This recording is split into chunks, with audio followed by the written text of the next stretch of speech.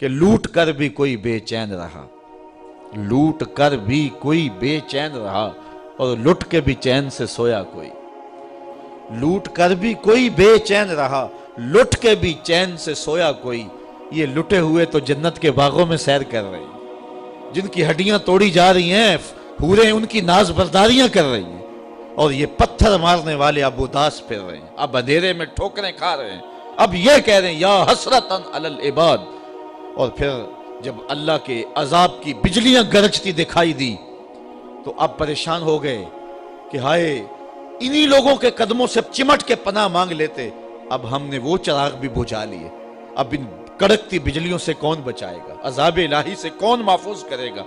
جنہوں نے محفوظ کرنا تھا، جو پناہ گاہیں تھی، ہم نے وہ پناہ گاہیں ہی توڑ دی۔ تو اب وہ خود کہہ رہے تھے یا حسرتاً علی العباد، ہائے افسوس۔ اللہ اکبر۔ صاحبو، اگر قرآن مجید کی اس آیت کے مفہوم کو آپ دل میں جگہ دے چکے ہیں اور فہم اس بات کو قبول کر چکا ہے کہ اب وہ کیا کہہ رہے ہیں، کافر خود کہہ رہے ہیں، تو پھر بات سمجھنے میں دیر نہیں لگتی کہ جو حق ہوتا ہے وہ خود ہی بولتا ہے۔ حق جو ہوتا ہے اس کو دبایا نہیں جا سکتا ہے۔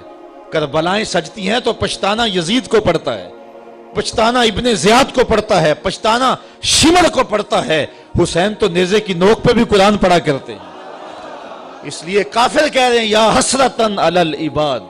اچھا، بات تلخ نہ ہو، بات کڑوی نہ ہو، تو میں ایک بات کہوں کہ جو باصلاحیت لوگ ہوتے ہیں اور حق کی راہوں کے مسافر ہوتے ہیں، انہیں اپنے قد کو بڑھانے کے لیے بھنڈ قسم کے لوگ ساتھ نہیں رکھنے پڑتے، ان کو اپنے مزارات کے نقشے نہیں دے کے جانے پڑتے کہ اس طرح کا دربار بنوانا میرا تاکہ لوگوں کا آنا جانا رہے۔ ان کے جھنڈے رب خود ہی لگاتا ہے، اور ان کے اٹھ جانے کے بعد ماحول کے اندر ایسی اداسی ہوتی ہے کہ جو دشمن وہ بھی ہاتھ مال رہے ہوتے ہیں کہ یہ چراغ بجھ گیا، یہ زندگی کا اجالا ہم سے چھن گیا۔ تو یا حسرتاً علی العباد کے مفہوم کو اگر آپ سمجھیں تو حق کی جو بلندی ہے اور سر بلندی ہے وہ سمجھ میں آتی ہے۔ ما یاتیہم من رسول الا کانوا بہ یستہزئون۔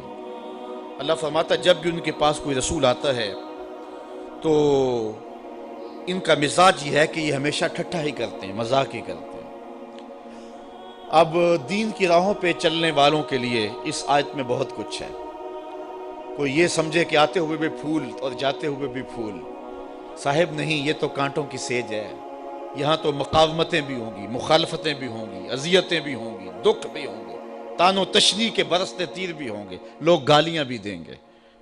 جب پیغمبروں کو بھی لوگوں نے گالیاں دی، اللہ کا کوئی پیغمبر ایسا نہیں آیا کہ جس نے آ کے پیغام حق دیا ہو اور لوگوں نے مخالفت نہ کی ہو، چونکہ جس کے مفادات پہ زد پڑے گی وہ مخالفت تو کرے گا، وہ مقاومت تو اٹھائے گا، وہ تانے تو دے گا، وہ ماحول سازی مخالفت میں تو کرے گا، وہ اپنی بدتمیزیوں کا اظہار کسی نہ کسی طریقے سے تو کرے گا۔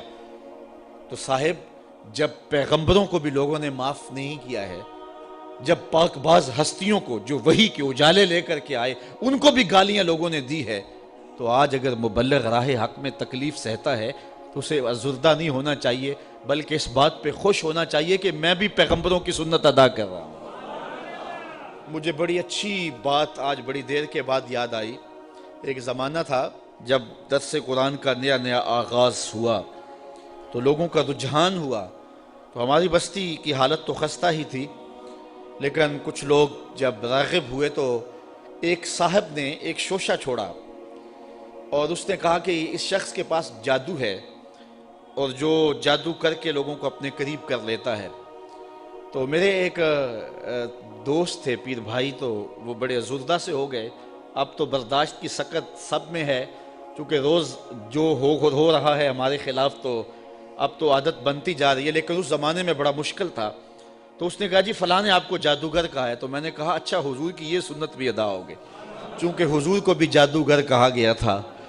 میرے ایک استاد ہیں، وہ مجھے ایک دن آ کے کہنے لگے کہ کچھ لوگ کہتے ہیں کہ رضا ثاقب کے پاس تسخیر قلوب کا وظیفہ ہے، اور وہ صبح فجر کے وقت جب سورج چڑھا ہوا ہوتا ہے تو سورج کی جانب منہ کر کے پڑھتا ہے، اور اس کے والد صاحب نے اسے بتایا ہوا ہے، تو اتنے لوگوں کا جو ہجوم ہے اس کے پاس یہ اس وظیفے کی وجہ سے ہے۔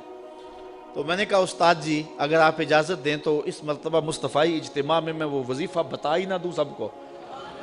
تو میں نے ان کو کہا کہ میں اس مرتبہ بتاؤں گا. تو خیر مصطفی اجتماع کے اوپر جو کیفیت تھی تو بات ادھر نہ آ سکی اور میں وہ وظیفہ نہیں بتا سکا. تو چلو آج میں بتا دیتا ہوں. وہ وظیفہ یہ ہے کہ جس نے یہ بتایا ہے کہ فجر کے بعد پڑھتے ہیں اس کو مغالطہ لگ گیا. میں فجر کے بعد نہیں پڑھتا. وہ وظیفہ شروع ہوتا ہے ظہر کے وقت اور ختم ہوتا ہے جا کے رات 2 بجے. اور وہ ایک جگہ بیٹھ کے نہیں پڑھنا پڑتا.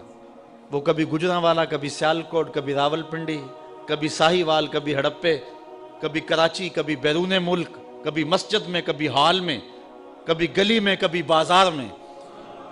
اور وظیفہ پڑھنے کے بعد بس چپکے سے گھر لوٹ جاؤ. پھر کن انکھیوں سے نہ دیکھو کہ پیچھے کوئی خدمت کرنے والا آ رہا ہے یا نہیں آ رہا. اور پھر چپکے سے گھر چلے جاؤ، آرام سے سو جاؤ. 6 ماہ وظیفہ کر کے دیکھ لو، زمانہ تمہارے قدم بھی چومے گا. تو یہ آسان سا وظیفہ ہے، اسے کرو، محنت کرو. یہ ہے تسخیر قلوب کا وظیفہ. تو حق کی راہوں پہ چلو گے تو لوگ کیا کچھ نہیں کہیں گے. گالیاں بھی ہوں گی، بلکہ اب تو گالی سے بات گولی تک جا پہنچی ہے. پہلے لوگ اپنے نظریے کو منوانے کے لیے دلائل دیتے تھے، پھر ممبر و محراب سے گالیاں شروع ہو گئیں، اور اب تو بات گولی تک پہنچی ہے، خود کش دھماکے تک پہنچ گئی ہے. میرے نظریے کو نہیں مانتے، میری فکر کو نہیں مانتے تو میں خود کش دھماکے سے اڑا کے رکھ دوں گا تمہیں.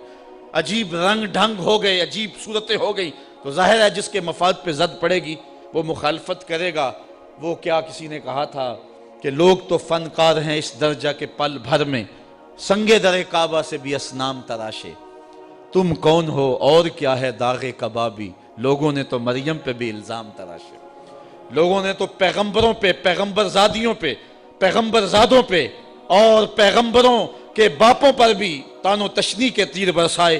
آپ تاریخ نبیوں کی پڑھ کے دیکھ لیں تو مبلغین راہ حق میں دین کا پیغام لے کر چلنے والے، حالات کی تلخیوں اور سختیوں سے گھبرانا نہیں ہے. یہ سورہ یاسین ہمیں سبق دے رہی ہے. تم کس کھیت کی مولی ہو؟ یہاں تو پیغمبروں کو گالیاں دی جاتی رہی ہیں، یہاں تو پیغمبروں کی جو ہے وہ تضحیق کی جاتی رہی ہے. فرمایا ما یاتیہم من رسول الا کانوا بہ یستہزئون. جب بھی ان کے پاس کوئی رسول آتا ہے تو اس کا ٹھٹھا ہی کرتے ہیں، اس کو مذاق ہی کرتے ہیں اور اس کو جو ہے وہ تان و تشنیع کے تیر اس پہ برساتے ہیں. الم یروا کم اہلکنا قبلہم من القرون انہم الیہم لا یرجعون. اللہ تعالیٰ ارشاد فرماتا ہے کیا انہوں نے نہ دیکھا ہم نے ان سے پہلے کتنی ہی سنگتیں ہلاک کر دیں، کتنی قومیں برباد ہو گئیں، جن کا طوطی بولتا تھا آج باقی نہیں ہیں. اللہ اکبر. اور ارشاد فرمایا انہم الیہم لا یرجعون، اب وہ پلٹ کے بھی نہیں آئیں گے.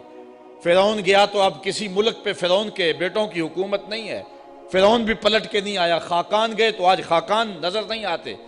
تغلق، ایبک، فرعین مصر آج کہاں نظر آتے ہیں؟